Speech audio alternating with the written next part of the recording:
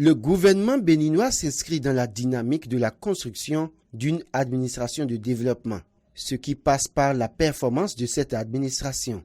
C'est cette raison fondamentale qui a poussé le gouvernement à réaménager les horaires de travail dans l'administration publique.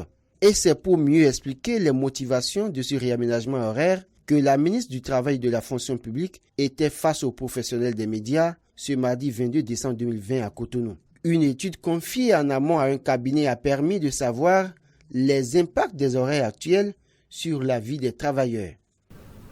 Il a été demandé à ce cabinet de proposer, en cas de nécessité, avec des arguments très forts, un réaménagement des horaires de travail et d'en évaluer les avantages et les inconvénients.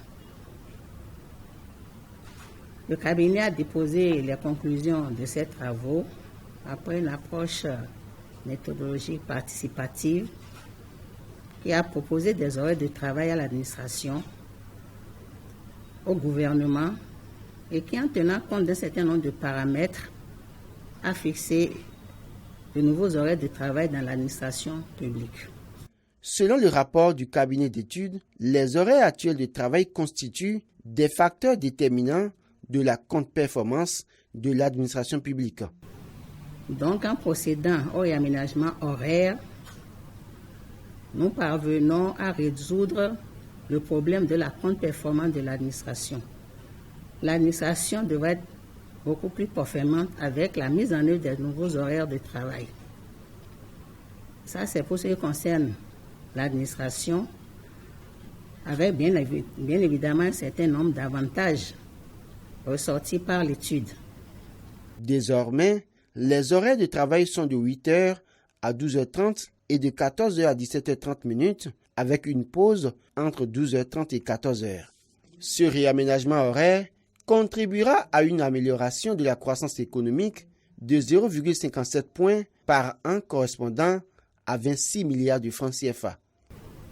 Le problème que nous résolvons également est celui de la réduction des coûts de consommation d'eau et d'électricité dans l'administration.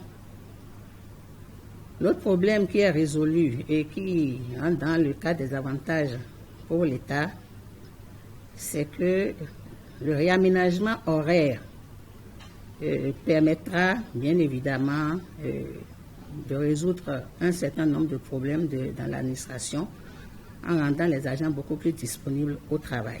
Des avantages également pour les agents de l'État, tels que la conciliation de la vie professionnelle, la vie familiale et la vie privée, une meilleure présence des parents à la maison pour le suivi des enfants.